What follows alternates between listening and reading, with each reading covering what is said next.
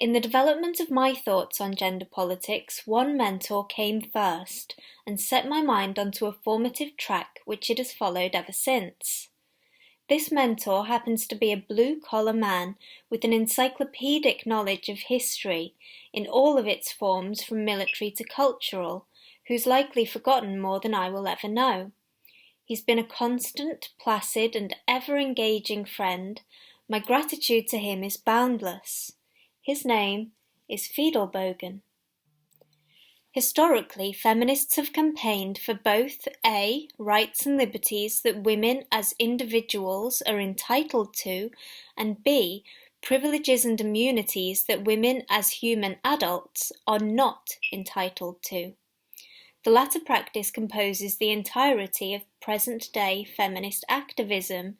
Examples would include selective empathy over the mutilation of children's genitals, equal pay lobbying which secures equal pay for work of unequal value, securing advantages for women in the academy, securing positive discrimination in the workplace, securing preferential treatment for female offenders, and erecting barriers in the way of shared parenting legislation.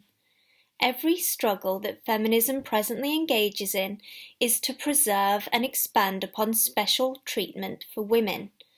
Not only this, but feminists disingenuously play victim to a mythical patriarchal menace over and over again, while in fact they represent the dominant colonial culture. Yet many feminists seem quite convinced of the morality of their mission, as much so as any other fanatical cult group. Fidelbogen's message in the face of this challenge is post-argumental.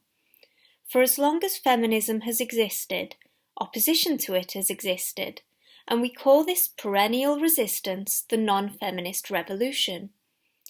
The activated non-feminist sector won the intellectual argument with feminism many moons ago. Fidelbogen argues that we are yet to assume the practical authority this victory affords us. He points out that the non-feminist sector of society is a non-feminist majority, and as such needs only to muster the fortitude to stand up and enunciate our existence as non-feminist men and women in such a way that the feminist establishment cannot ignore or silence us. Feminism, as the original aggressor by virtue of being a moral collective, must be held accountable. The world, then, is ours, if only we recognise the non-feminist revolution which is already underway and harness the disordered energy of it so as to make it politically efficient. Feminist tactics have not changed over the years. The opposition which has existed throughout has made barely a dent or scratch in feminism's armour, while feminism has consolidated power to the point of cultural hegemony.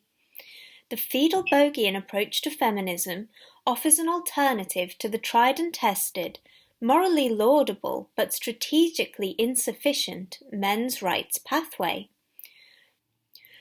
Fidelbogen diagnoses a weakness in the men's rights movement proclivity to fall back on an andro-narrative voice and a politics of male complaint, which are far too easy for a feminized establishment to dismiss, to ignore, or to misrepresent. Hence, a call is made for a division of political labour within the activated non-feminist sector.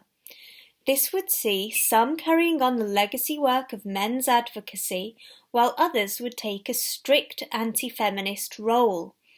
The latter would sound less like men complaining and more like God's condemning, and more occupied with feminism's wrongs than men's rights.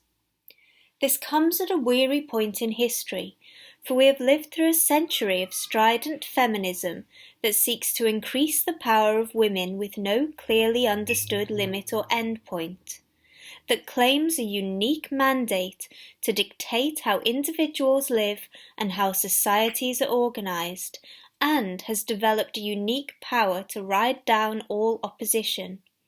But in the wake of all this, Fidelbogen's mountaintop view lays out an exciting new roadmap of resistance.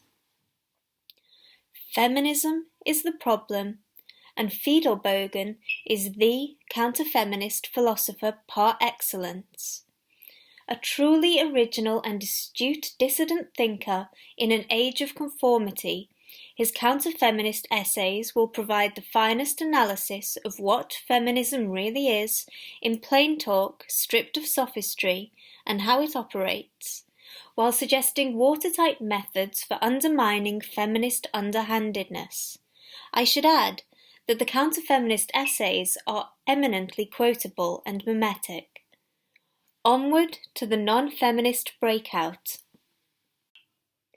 Download the Counter-Feminist Essays today.